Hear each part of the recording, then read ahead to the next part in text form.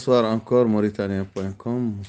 Pour la troisième question, Monsieur le Président, grâce à la nouvelle loi déclarative, l'apport de reconnaissance d'une multitude d'organisations des droits de l'homme, d'organisations tout court, est maintenant ouverte. Ces organisations vous remercient et vous sont reconnaissantes pour les résultats de votre longue lutte. Mais à l'opposé, comme malheureusement il en existe encore chez nous, une certaine opinion, ça donne à faire circuler une signification de propos, une signification des propos concernant deux déclarations faites à l'occasion de la réception du récépissé de reconnaissance d'IRA. Dans la première déclaration, vous dites « J'ai cherché un compagnon que j'ai trouvé en Kazouani ». Dans la deuxième déclaration, vous dites « Il ne faut pas brusquer Kazouani dans sa démarche ». Pourriez-vous, Monsieur le Président, donner des véritables significations de l'une et de l'autre des déclarations? Écoutez, moi je pense que s'il y a des gens qui sont habitués à participer dans le débat politique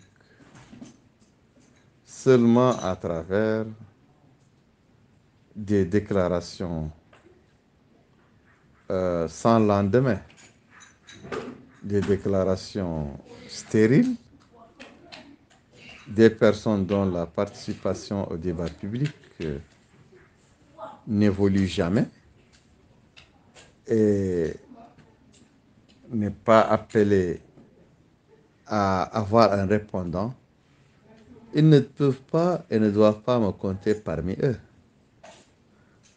parmi elles, parmi ces personnes.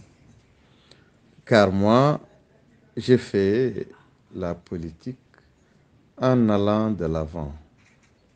J'ai fait toujours la démarche utile en politique.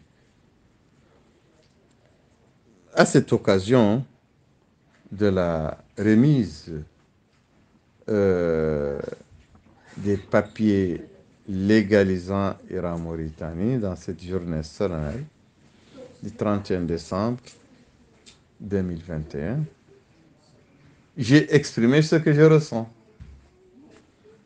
Je n'avais rien écrit, et d'ailleurs, je n'aime pas les discours écrits. Je n'aime pas lire un discours. J'aime parler comme ça, avec ce que je ressens. Effectivement, comme vous le savez tous, nous sommes une organisation et un parti qui sont interdits depuis plus d'une décennie.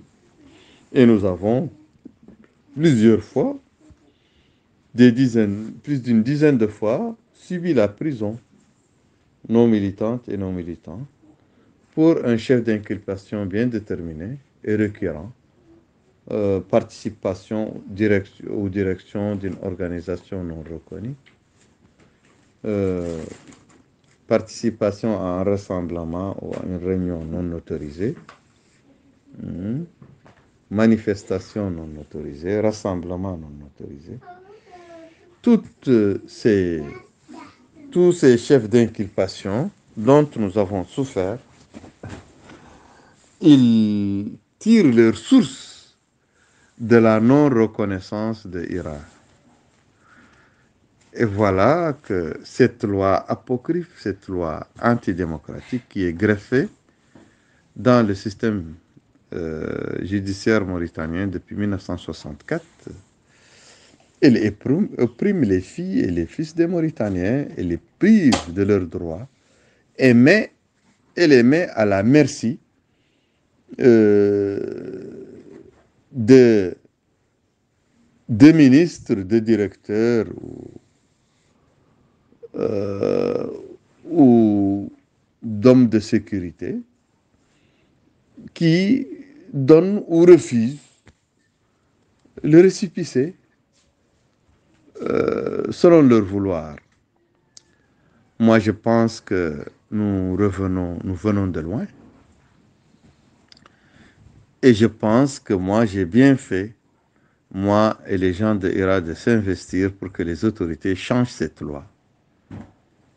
Nous nous sommes investis, on a plaidé, on a négocié, on a posé le problème au président Kazouani. Le président a retenu le principe Il a enclenché le processus de changement de cette loi pour qu'elle devienne une loi démocratique, pour qu'il déverrouille un verrou antidémocratique dont souffraient les Mauritaniens, et pas nous seuls.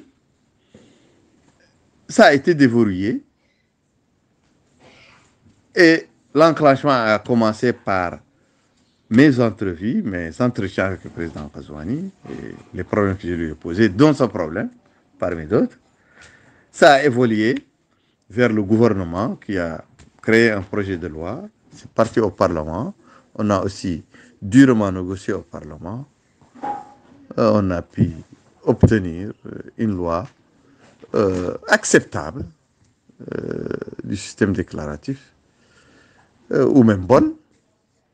Et on a aussi commencé les tractations pour vraiment que les arrêtés ministériels, de nombreux arrêtés ministériels soient signés. Et le dernier arrêté ministériel a été signé. Et la loi était enfin prête dans un système informatique qui lui est spécifique et dans lequel les postulants peuvent venir s'inscrire. Voilà. Et obtenir leur loi sans passer par un fonctionnaire, un directeur ou un ministre. C'est une véritable révolution dans la liberté d'association, la liberté d'action, la liberté de rassemblement en Mauritanie.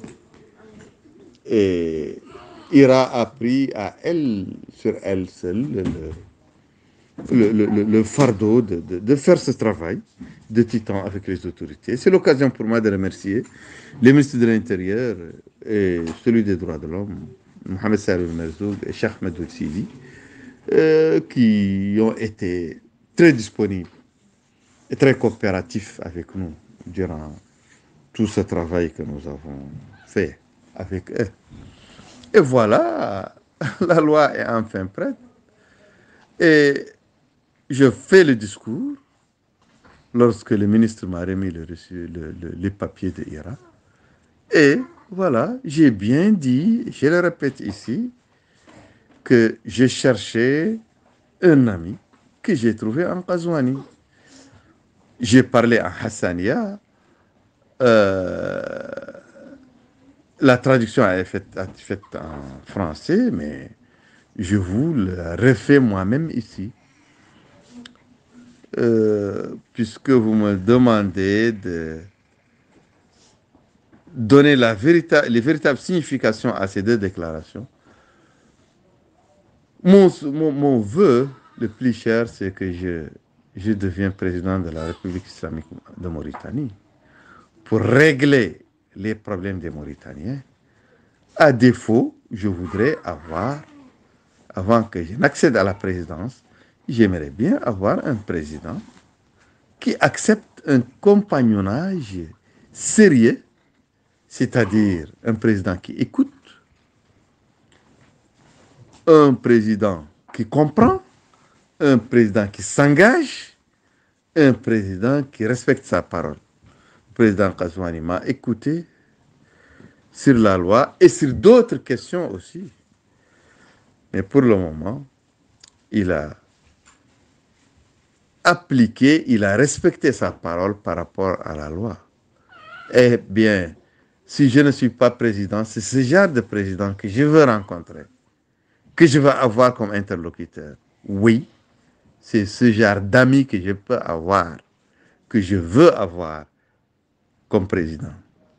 Voilà, le président qui écoute, qui comprend, qui s'engage et qui respecte ses engagements. Voilà. Et je demande à tous les Mauritaniens de ne pas brusquer le président Kazouani dans sa démarche. Oui, quand il s'engage, il ne faut pas le brusquer. Il faut être patient, comme lui, il est patient. Parce que si on le brusque, peut-être les choses vont se passer autrement. Et si on le brusque, et lui, il s'en va, peut-être quelqu'un de moins coopératif va venir. Donc je pense qu'il faut rester patient, qu'il faut travailler tant que le président accepte de travailler avec l'opposition doit travailler avec lui pour mettre de son côté tout ce qui manque à la garniture de notre démocratie par les lois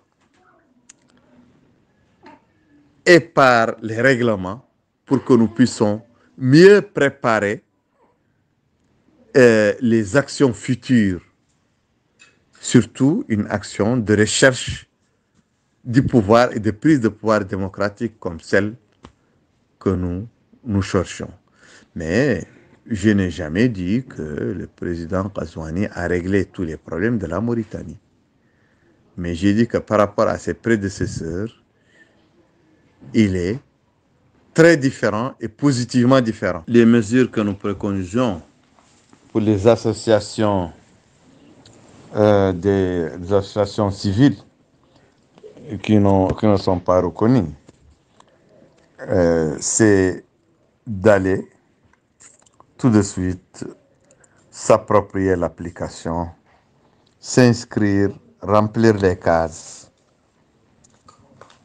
parce que il n'y a pas une volonté politique de restriction.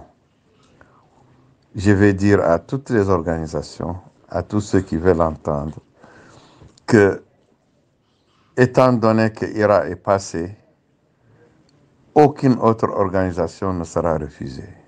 Sauf si c'est une organisation qui n'a pas pu remplir les critères.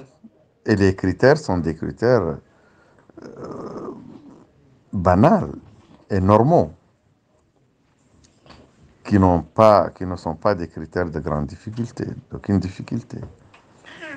Et je pense qu'il y a là une volonté politique d'apaiser la scène civile, le terrain civil mauritanien, en reconnaissant toutes les organisations.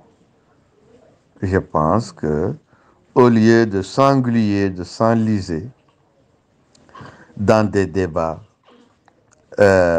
stériles, des débats marginaux, Biram Ummi, Biram Djodi, Biram Nyami, Biram Yehi, et les gens n'ont qu'à aller vers la loi et en profiter et régler, régler juridiquement le problème de leur organisation pour de bon. En profiter. C'est un atout pour tous, c'est au bénéfice de tous, c'est une loi nationale qui n'est pas du tout,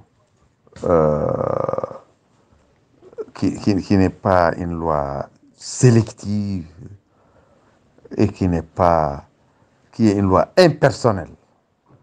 Donc c'est un acquis pour tous et les gens doivent en profiter. Après, parler de Biram, c'est facile, ça. Ils auront eu le temps de parler à Biram, de parler de Biram et de décortiquer Biram. Et chacun peut être le spécialiste numéro un de Biram. Mais maintenant, il faut profiter de la loi d'abord. Voilà. Monsieur le Président, beaucoup de vos détracteurs vous accusent à tort ou à raison que vous menez une campagne avec trompette en faveur du président Ghazouani. Qu'avez-vous à leur répondre? Certains vont jusqu'à dire que vous avez rejoint le camp du pouvoir et que vous avez trahi. Écoutez, j'ai souvent entendu, depuis très longtemps, depuis 2011, depuis notre retour d'INAL, j'ai toujours entendu beaucoup de cercles politiques qui ne parlent que de Biram et ne parlent plus des problèmes de la Mauritanie. Biram Yehi, Biram Ari, Biram Nyami Hako, Biram Nyami Tew, Biram Rewi Dou. Vraiment, Biram à ne pas en finir. Ceci relève des commérages du village. ceci relève de la marginalité politique. La marginalité politique pousse ceux qui en sont victimes à verser dans les commérages, à verser dans des questions assez stupides que marginales. En tout cas, à verser dans des dires, dans des sujets qui n'ont rien à voir avec les vraies questions qui doivent faire l'objet de la politique. Si Biram n'est pas l'interlocuteur de Ghazouani, n'est pas son vis-à-vis, n'est pas son challenger, qui peut être le challenger, le vis-à-vis et l'interlocuteur de Ghazouani? Qui en Mauritanie? Quel opposant? Je veux que les gens se ressaisissent. Bon, Dieu a fait que, pour le moment, c'est Biram qui est organisé dans un camp présidentiable.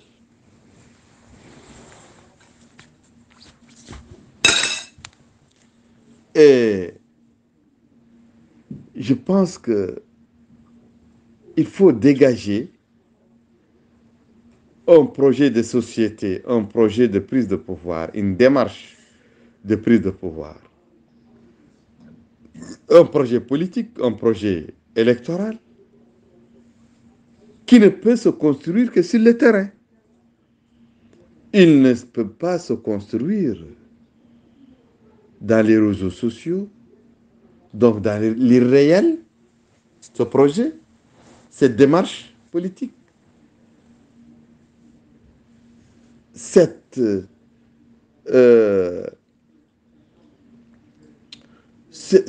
projet de société, il faut que ce projet aussi soit sur le terrain national. Il ne peut pas se faire et être schématisé à partir de l'étranger.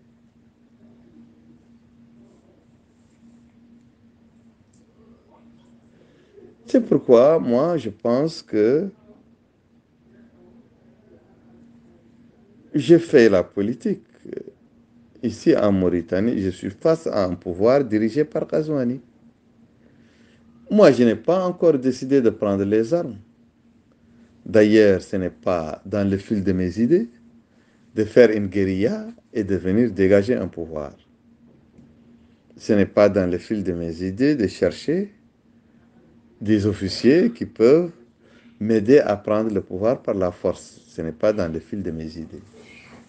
Et ce n'est non plus pas dans le fil de mes idées d'organiser des jeunes, des paysans, des ouvriers, et de les lancer contre le pouvoir pour faire une révolution sanglante et prendre le pouvoir. Tout cela ne relève pas de mes convictions. Ce qui relève de mes convictions, c'est d'adopter une démarche démocratique, une démarche pacifique, une démarche de coercition avec les idées, de conviction et une démarche électorale par les urnes. Pour ce faire, il faut que je me prête au jeu démocratique. Je me prête au jeu démocratique ici sur le terrain. Il faut que je me frotte à l'administration. Je me frotte au pouvoir dans tous ces compartiments parce que je veux prendre le pouvoir. Je suis sérieux dans ma démarche. Donc, je dois être loyal avec mon vis-à-vis dans le pouvoir. Je dois être loyal vis-à-vis de lui. J'apprécie ce qu'il fait d'appréciable et je dénonce ce qu'il fait de dénonciable. C'est ce que j'ai toujours fait. La différence entre Ghazouani et Aziz, c'est qu'Aziz ne voulait rien entendre de tout ça. Il voulait des gens sous sa botte ou des gens qu'il voue aux gémonies. J'étais parmi les gens qu'il vouait aux gémonies parce que je ne suis pas homme à être sous la botte. Et les gens qui sont avec moi, femmes et hommes aussi, ne sont pas des gens à être sous la botte. Ce sont des gens libres, des personnes libres et combattantes. Maintenant, voilà, Kazouani veut se prêter au jeu démocratique. Moi, j'ai confiance en moi-même, j'ai confiance en mon mouvement, en ma stratégie. Et c'est cette stratégie qui pourra nous amener au pouvoir. Donc, nous sommes ensemble, nous sommes d'accord, nous sommes un groupe politique, comme tous les groupes politiques, organisés en parti ou en organisation, ou en pôle, ou en coalition, et nous sommes dans notre démarche. Ce que les gens marginaux, politiquement, et peut-être même mentalement, considèrent comme de la traîtrise, comme de l'aplatissement, pour nous, c'est purement et simplement notre stratégie. Nos populations le comprennent, le peuple mauritanien le comprend, nos militantes le comprennent, nos militants le comprennent. Et si des gens qui ne sont pas parmi nous et qui n'ont jamais été en notre faveur et qui n'ont jamais aussi pu, qui n'ont jamais pu faire quelque chose de concret, les dénoncent et le... Bon, c'est pour nous, c'est rien du tout. Hein. Pour nous, c'est rien du tout. Hein. Parce que ces personnes qui nous dénoncent, chaque, chaque jour que Dieu fait pour rien du tout, pour parler de trahison, d'abord, eux, ils ne sont pas avec nous. Nous ne sommes pas avec eux pour qu'on les trahisse ou qu'ils nous trahissent. Ça, c'est un. Deuxièmement, eux, ils ne sont même pas organisés. Ils ne savent pas où ils se trouvent. Ils n'ont pas un plan d'action.